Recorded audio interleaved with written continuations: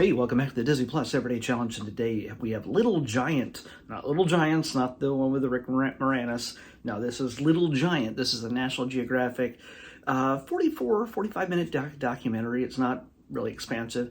I kind of wonder if it's, when I did a search for it, I kind of wonder if it is related to the Disney Nature much bigger documentary just called Elephant.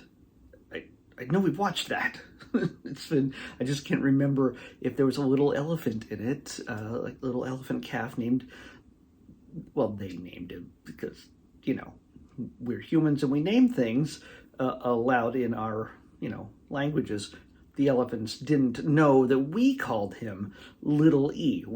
The narrator and the producers, they called him Little E. Anyway, this 2016 documentary, like I said, 44 minutes long. It's in Kenya, in Africa, and we follow the adventures of this newborn calf, narrated by Chris Jackson, and we get to see sort of a day, weeks, months in the lives of this, the life of this little cute 200-pound newborn elephant calf, and you get to see how his family structure works, how he and his family travel great distances. He and his mother and his aunt and his grandma. The women tend to raise the children. The men go off into their bachelor groups and they buddy up and become, pals, and then they go hunting down ladies, and eventually at some point they have to butt heads and fight over to show the women just how big and strong they are so they can mate. Some of them will die in combat, or much before that, eaten by lions or whatever, like other animals that tend to prey upon them. The one guy makes a point that they'll die virgins. I'm like, that's unnecessary to tell them this, but because it's kind of sad.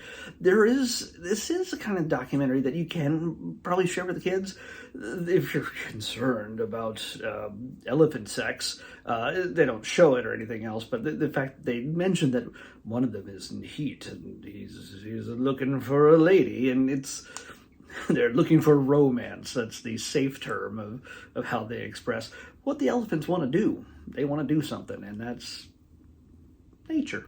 It is absolutely nature. It shouldn't be something I'm frightened of.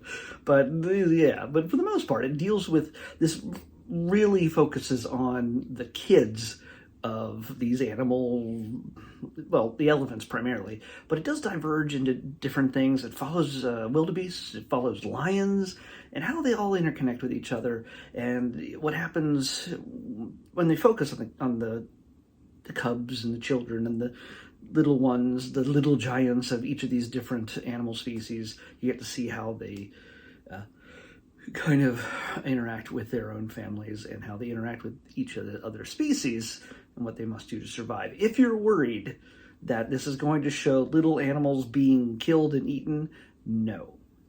So it's safe. It won't upset your little ones. If you want to learn about cute elephants and lions and wildebeests and whatever else, thankfully, no. There is moments of peril where it seems like something could happen.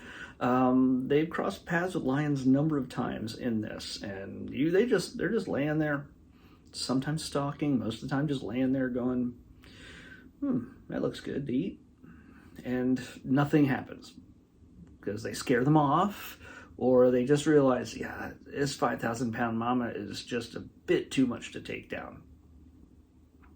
There's one part that was kind of scary toward the end where they're trying to cross a series of rocks, small rocks, and just, the padded feet, the way they are with the elephants, sometimes they're not too stable, especially if it's on an incline, and mama trips a little bit and almost lands on little E, almost crushing him. And he's, 200 pounds. She's 10 times his weight at least, or 10, 20 times his weight.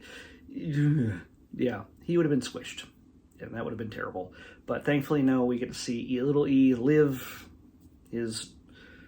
for at least a couple months. We don't know what happened after that. But for the intents and purposes of this little documentary, he has a wonderful life. And they do also see another mama elephant with her little calf, her little elephant, and they notice that they have been separated from their family. There's a number of moments with the little ones where, like there's a wildebeest kid who kind of runs around, runs off too far, and loses his mom. There's a recurring theme with little kids losing their parents, and they don't stick close. Watch out, kids, because there could be predators waiting for you to just run the wrong direction. Because at one point, especially with the wildebeest, you just see this little guy. He just learned how to run, and he is just running as much as he can. And then he realizes, oh, I don't recognize any of these other wildebeests, and nobody will give me a drink. Nobody will feed me, and nobody's paying attention to me. It's kind of, you're on your own. Unlike the elephants, they kind of watch out for each other. Wildebeests, not so much unless it's their own. And eventually, thankfully, the little guy finds his parents, finds his mom, and there's a really great shot actually that they use just before they go to commercial, like when this would normally have aired on National Geographic television, where you see the little calf, you see the wildebeest, and they're like, oh well, he's lost, so nobody's looking for him except for maybe this guy or somebody else. And then they change focus, and you can just see the lion in the grass just waiting for that little guy to get completely alone because he looks delicious. And so, yeah, little beast is fine. Cute little lion cubs, absolutely fine. So there's no fear that you're going to have your little ones if you decide to watch it with them, which is it's pretty neat. Some of this stuff is pretty neat. If they've never seen animals like this before, and you want to share stuff like this with them, you won't have any fear of them getting attached to this cute little elephant only to find it slaughtered 40 minutes later in a bloodbath of just lions pouncing. So that is not going to happen. You're fine with this. Some of the things I learned about this, I didn't realize. I mean, like, our human hand has like 34 muscles we have control over. 34. The elephant trunk, more than 15,000 muscles in order to control that trunk and everything they need to do with it. It's kind of cool. So, yeah, it's not the kind of documentary I would have ever sought out and gone, oh man, I gotta watch that Little Giant documentary. But that's what this little randomization experiment is all about. Me finding things I wouldn't normally find and rediscovering the things that I've seen before. So, yeah, if you're into nature documentaries and things like this, it's pretty clear cut. At least they don't make the animals talk. They don't. Yeah, they kind of give them a personality, but they don't really give them a storyline where, like, they don't edit things necessarily together to make it look like, it's like it's a scripted story. It does that only to a tiny degree, just in order to say, okay, here's where he is here, here's where he is there, and oh no, peril, oh no, this is happening, oh, mamas can't feed him very well because they're in a drought and they're looking to find food and water. They can't, as soon as they can find water, then they can, breathe easy. One of the more, not scripted, but one of the more intense moments is also a learning thing, is that when the elephants come upon, like they travel in a large herd, when they come upon the very thing that terrifies them the most, and that's man. And they come across a village, a settlement out there, as more and more start being built up across the plains.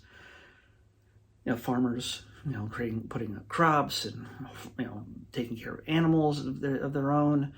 The elephants stop. They realize they're going to have to go around or through, and in very many cases, they're not going to survive such a thing. Even though they don't mean any harm, they just want to get to where they need to go, where maybe there wasn't a settlement there last year at this time. And poachers, even when farmers are around there and then they say the elephants need food and they decide to eat their crops, well, the farmers don't really like that. They tend to retaliate. Poachers, of course, they exist everywhere, and they tend to take, I couldn't believe this number, 100 kill 100 elephants a day at certain parts of Africa. That doesn't seem like a lot, 100, but 100 a day? That's a lot of dead elephants, needlessly, for somebody's greed. To sell them ivory powder to make your stuff work better. Stuff like that. I don't know. It's just dumb. But yeah, there's a little bit thing that I learned that they're good enough at making decisions where, you know what, we're not going to pass by in the daylight. We're going to wait till night, and then we're just going to walk through. It's not a hunting thing. It's just a preservation thing. They know to go through the village or past the village, around the village, wherever it is, however they do it, silently. And their big padded feet, silent. I can't imagine like having a camp or a village somewhere, sleeping inside a building and looking out the window and waking up in the middle of the night going to pee, and like just suddenly there's walls of elephants walking by the house outside. It would be kind of crazy. That'd be kind of amazing. But all right, I talked way too much about this. If this is your kind of thing, yeah, definitely it's worth checking out. But yeah, I can understand if it's not. Yeah, it's another documentary. And by the way, Disney Plus now has my list of things. There are more documentaries than anything else on my current list. There's almost twice as many documentaries as there are movies right now. So the odds of me getting more documentaries is completely possible. 444. Okay, 444.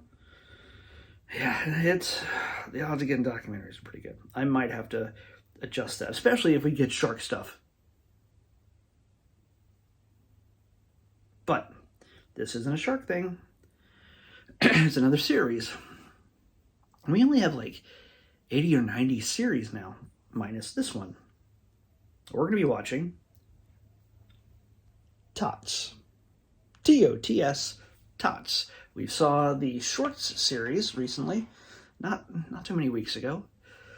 So now this is the regular series, the full like half hour episode series, which probably have like 2-3 stories in each episode, very much focused on kids. So I'll talk to you about that tomorrow. We don't need to talk about it now. I've talked too much about elephants and all their friends and enemies. So tomorrow is Tots, T-O-T-S, on the next Disney Plus Everyday Challenge. I'll see you then.